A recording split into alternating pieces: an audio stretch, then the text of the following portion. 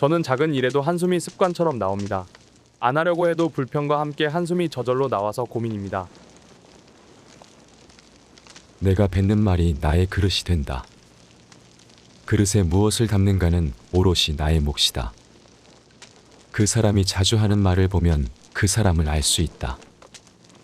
내가 하는 말을 선택해서 써야 한다. 불평과 불만의 말을 계속 쓰다 보면 삶은 불평의 연속이다. 유익하지 않은 말이라면 스스로 삼켜라. 100마디의 고민을 한마디로 삼킨 것을 가리켜 어른의 말이라고 한다. 별것 아닌 것 같은 말조차도 입안에 맴돌 때는 내 것이지만 입 밖으로 나오는 순간 나를 휘두르는 주인이 된다. 나는 내가 한 말에 스스로 영향을 받으며 살 수밖에 없다. 그렇다고 너무 스스로를 몰아세우지는 마라. 스스로 급하게 큰 그릇이 되려는 것도 욕망이다. 작은 상자에 큰 것을 억지로 담으면 부서지고 만다. 사람의 욕망도 그렇다. 지금 나의 부족한 모습에 실망감이 드는가? 너무 실망할 것은 없다. 탁월함이란 완성이 아니라 완성을 향해 나아가는 것이다. 어른이란 이미 완성된 사람이 아니라 바른 길에서 벗어나지 않으려고 날마다 몸부림치는 존재다. 스스로 바른 사람이 되려고 노력하는 것 자체가 어른이라는 증거가 된다. 어른스러움이란 세월에 따라잡히지도 세월을 거스르려 하지도 않고 기꺼이 나다워지는 것이다. 마음에 귀를 기울이는 사람은 부끄러움을 한다. 부끄러움은 어른이 되는 최소한의 조건이다. 나의 부족함을 알고 스스로 노력하는 것은 아무나 할 수 있는 것이 아니다. 그대가 혹시 보통 사람만도 못하다고 생각이 드는가? 전혀 그렇지 않다.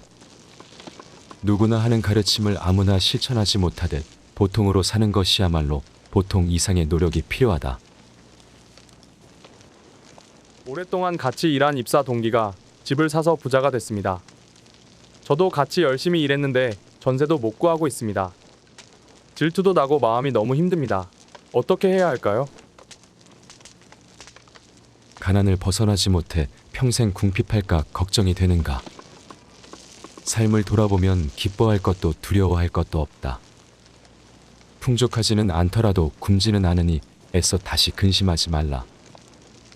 당장 부유해질 수 있는 방법이 있다. 부를 얻어서 삶에 만족하는 것이 아니라 사람에 만족하여 부귀해지는 것이다.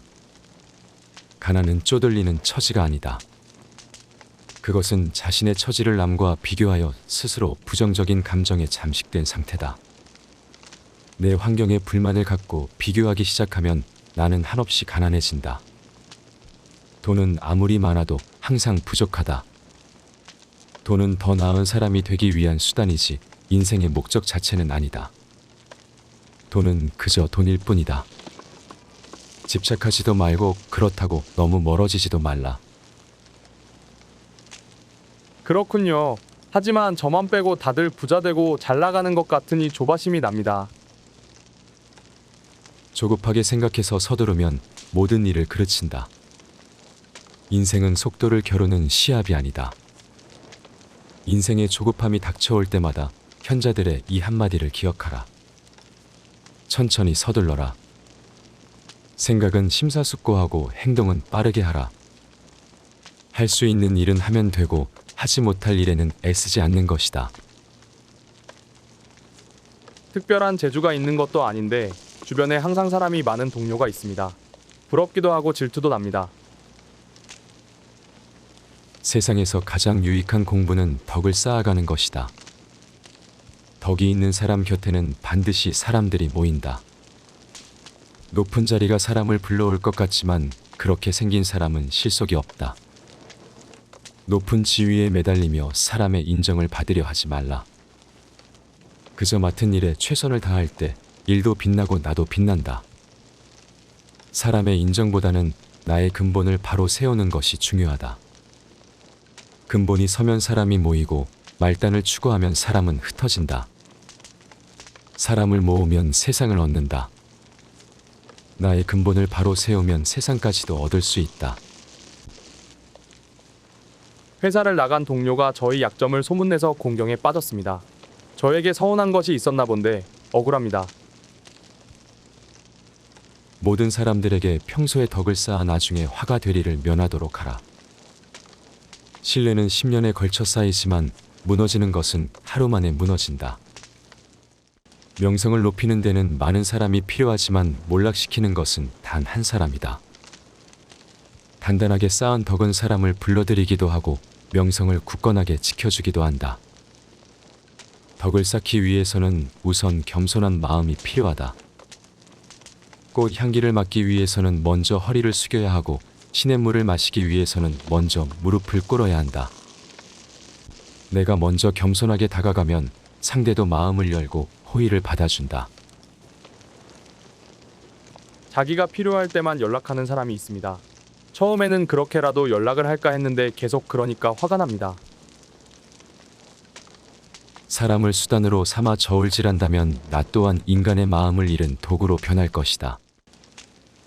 인간은 서로 물들고 물들이는 존재다. 내가 누군가로 인해 물들듯이 나 또한 누군가를 물들일 수 있다. 결국 주변에 남는 사람은 자신의 이익만 얻으려는 사람뿐이고 더 무서운 건 자신도 그런 상황을 자연스럽게 생각하게 된다는 것이다. 결국 마음 터놓을 사람이 없어진다. 친구가 약속을 취소해서 바쁜 일이 있는가 했는데 다른 잘 나가는 친구 만나려고 취소한 것을 알게 되었습니다. 이런 친구를 계속 만나야 할지 고민이 됩니다. 친구란 나란히 서서 서로 어깨동무를 하는 사이다.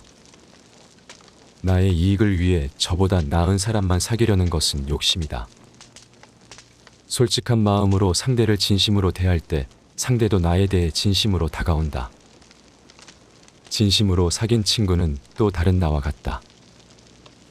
서로 기댈 수 있는 이와 함께라면 더 멀리 갈 수 있다. 친구는 서로의 스승과도 같기에 위아래 구분이 있을 수 없다. 교만과 욕심으로 마음이 어두워져 자신만을 내세우기 시작하면 친구 사이는 점점 멀어진다. 그러니 오래되고 가까운 사이일수록 애틋하게 여기고 익숙한 사이일수록 어려워하라. 그런 태도가 서로에게 안전하다. 그럼에도 불구하고 계속 무례하게 대하는 친구가 있다면 멀리하라.